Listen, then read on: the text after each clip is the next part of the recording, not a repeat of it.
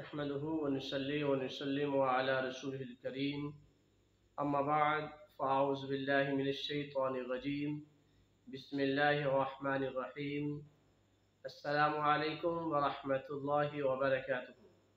ناظرین، آج آپ کے سامنے موضوع لے کے حاضر ہوا ہوں کہ ایسا دن جس میں آپ کی دعا قبول ہو جائے۔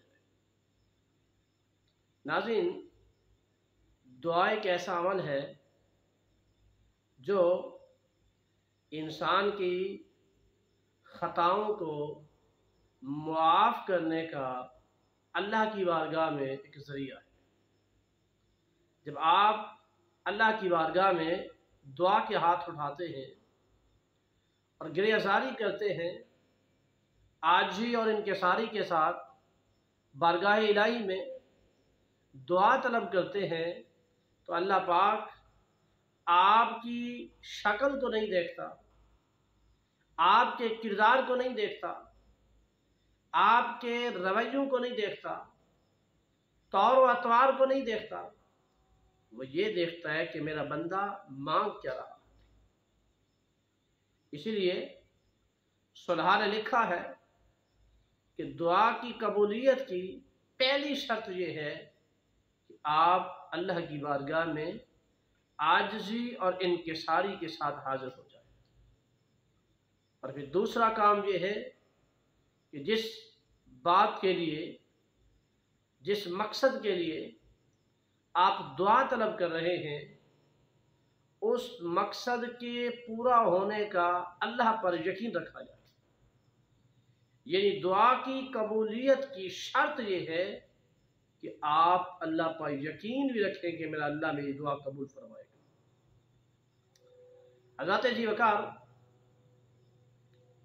بخاری کے اندر یہ روایت موجود ہے، حضرت سیدنا جابر بن عبداللہ رضی اللہ تعالی عنہ بارگاہ رسالت میں آپ صلی اللہ علیہ وآلہ وسلم میں حاضر ہیں اور دیکھتے ہیں کہ آپ علیہ السلام پیر کے دن جامع مسجد فتح کے اندر تشریف لے گئے۔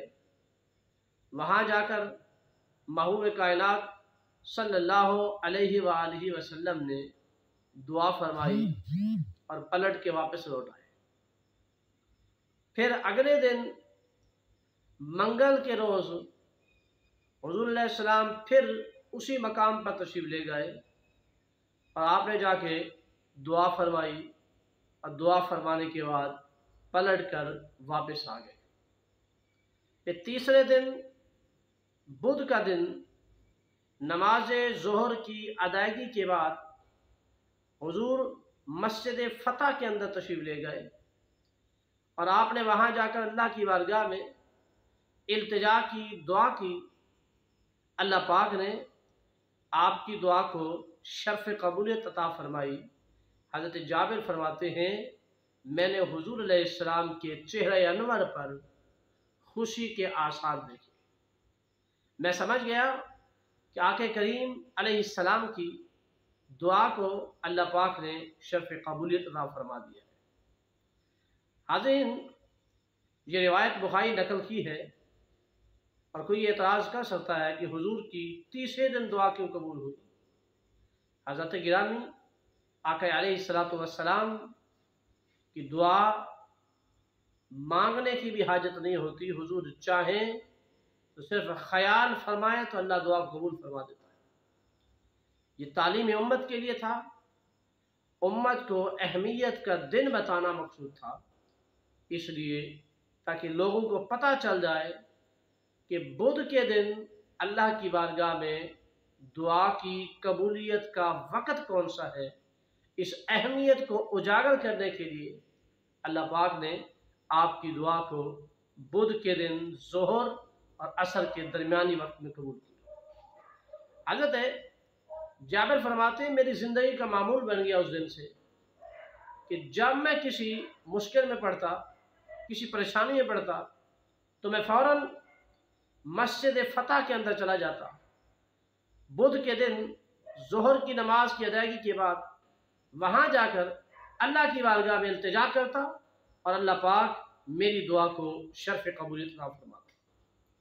تو ناظرین، خلاصہ یہ نکلتا ہے کہ ہر شخص جو یہ طلب رکھتا ہو کہ میری دعا قبول ہو جائے تو بدھ کے دن نماز ظہر کی ادائیگی کے بعد عصر سے پہلے آپ اللہ کی بارگاہ میں دعا طلب کریں، انشاءاللہ اللہ پاک آپ کی دعاؤں کو شرف قبولیت عطا فرمائے گا۔